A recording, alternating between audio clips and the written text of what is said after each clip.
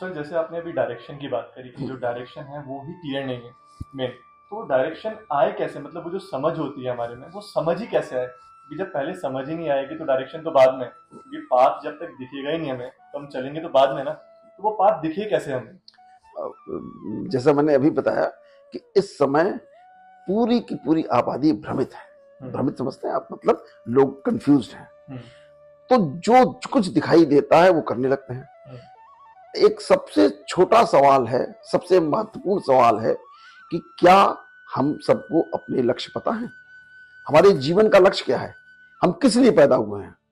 पैदा तो किसी हो गए हम, लेकिन हम पूरे जीवन काल में उसको करना क्या है और करके अंतिम लक्ष्य पाना क्या है, इस लक्ष्य की जानकारी किसी को नहीं है। यदि मैं किसी से पूछूं कि आपके जीवन का लक्ष्य क्या है, तो आप क्या बताएंगे? मेरा जो लक्ष्य सर, मेरा being as an actor and voice artist है। क्यों है? इससे आपको क्या मिलेगा? क्योंकि सेटिस्फेक्शन मिलेगी लाइफ में। तो मुख्य चीज, मुख्य आंसर इसका है जो कॉमन है सब लोगों के लिए, एक समान है। वो अलग अलग नहीं है कि आपके लिए कुछ लक्ष्य अलग है, इनके लिए लक्ष्य कुछ अलग है, उनके लक्ष्य कुछ अलग है। सबके लिए एक सा है और वो लक्ष्य है हमको इसी जीवन काल में सुख, शांति और आनंद का अनुभव करना, हर पल अनुभव करना। हम हर पल चाहते हैं कि हमको सुख मिले, हमको शांति मिले और आनंद मिले, और ये तीनों तभी मिल सकती हैं जब हम उस दिशा में चलेंगे जिस दिशा से प्राप्त होती है।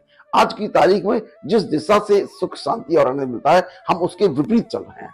तो इसके लिए सबसे पहले हमें समझना पड़ेगा कि हमारे गुण क्या हैं, हमारी शक्तियां क्या हैं। सबसे पहले तो इसको समझना पड़ेगा। जब हम ये जान जाएंगे हमारे ये गुण हैं और हमारी ये शक्तियां हैं, तो हम उसको अपने जीवन में धारण कर सकते हैं। लेकिन सर अपने पोटेंशियल को फिर हम फाइंड कैसे करें, मतलब वही मैंने कि हमारा कैसे जाने कि मेरे में ये प्लस पॉइंट है और ये नेगेटिव पॉइंट है। यस। सबसे पहली बात तो ये समझिए आप, जो जिसमें कहीं कोई कंफ्यूजन जरा सा भी नहीं है। एक पल के लिए आप विजुलाइज करिए, एक पल के लिए इमेजिन करिए कि मैं किसका पुत्र हूं? मैं उस परम पिता परमात्मा का पुत्र हूं। उसके जीन्स मेरे अंदर हैं, उसकी सब कुछ जो उसके अंदर है वो सब मेरे अंदर है, और वो परम पिता परमात्मा इस पूरे ब्रह्मांड का, इस पूरे संसार का मालिक है, इसका क्रिएटर है, इसका रचयिता है और पूरा चला रहा है।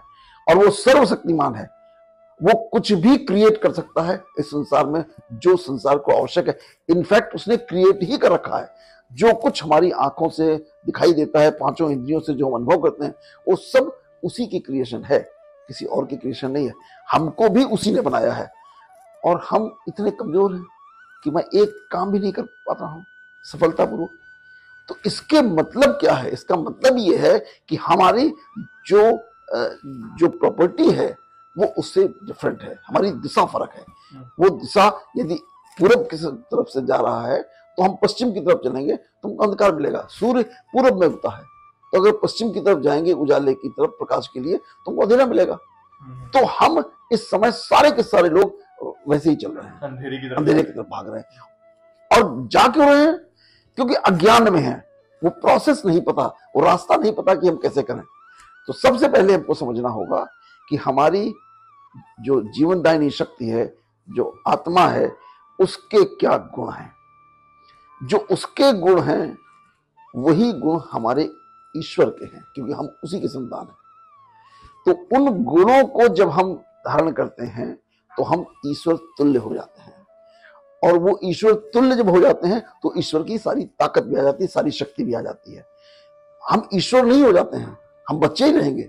वो मेरा पिता है, वो पिता ही रहेगा, लेकिन उसके गुण हम पूरे धारण कर लेते हैं, तो हमारे अंदर वो सारी ताकत, वो सारा ज्ञान, सब कुछ आ जाता है। मैं आपको एक एग्जाम्पल बताना चाहूंगा महर्षि योगानंद का। महर्षि योगानंद ने एक किताब लिखी है, ऑटोबायोग्राफी ऑफ ए योगी। बहुत सारे लोगों ने पढ़ा है उससे। दुनिया के शायद जितने लोग कॉम्पिटेंट सफल लोग हैं, सब ने वो पढ़ी किताब। उस किताब में उन्होंने लिखा है कि इस संसार में कुछ भी जानने के लिए आवश्यक नहीं है, सब कुछ सिर्फ एक तरीके से प्राप्त किया जा सकता है, और वह ईश्वर के साथ कनेक्शन। अगर हम ईश्वर के साथ कनेक्शन जोड़ ले जाएं तो ये सब उसी का है, इसकी साइंस भी उसी के पास है। इसकी पूरी की पूरी जो भी कुछ हो रहा है संसार में सब उसका क्रिएटर है। तो उन्होंने एक जगह लिखा है, ये बहुत इंपॉर्टेंट लाइन लिखी हुई है कि किसी भी पुस्तक को पढ़ने की आवश्यकता नहीं है, ये सारी की सारी पुस्तकें उपलब्ध हैं। किसी जो भी रिसर्च हम जिसको कहते हैं रिसर्च है वो सब उपलब्ध है, खाली हम उससे कनेक्टेड नहीं है इसलिए हमको दिखाई नहीं देती है। और उन्होंने ये भी कहा है कि किसी किताब को, मैं पिछले 20 वर्षों से मैंने कोई किताब नहीं पढ़ी है और ना ही पढ़ने की आवश्यकता है। उसके बाद उन्होंने एक और सेंटेंस लिखा है, उसके बाद आखिर में अपने जीवन काल के अंतिम 6 महीने के पहले जब इस तरीके से जागृत आत्माएं होती है तो उनको सब मालूम हो जाता है कि वो कनेक्टेड होते हैं कि हमारा अब जीवन का कौन सा समय आने वाला है। तो ये शरीर की एक आयु है, वो आयु के बाद ये शरीर क्षीण हो जाता है, खत्म हो जाता है, डेथ होना। जो भी जन्म मिला है जिस शरीर को, उसका जन्म मृत्यु निश्चित है, उसी दिन तय हो जाती है कि मृत्यु होनी है। तो जब उनको तय हो गया ये कि इस दिन इस शरीर को उनको छोड़ना है, तो उसके 6 महीने पहले उन्होंने कहा कि अब मैं एक ऐसी पुस्तक लिखूंगा जिस पुस्तक से इस मानवता का कल्याण हो जाए। और उन्होंने वो पुस्तक लिखी श्रीमद् भगवद गीता की कमेंट्री। उस कमेंट्री में उन्होंने लिखा, उसका टॉपिक जो हेडिंग है उसकी, लिखा कि इस शरीर रूपी कर्म क्षेत्र धर्म क्षेत्र में जहां का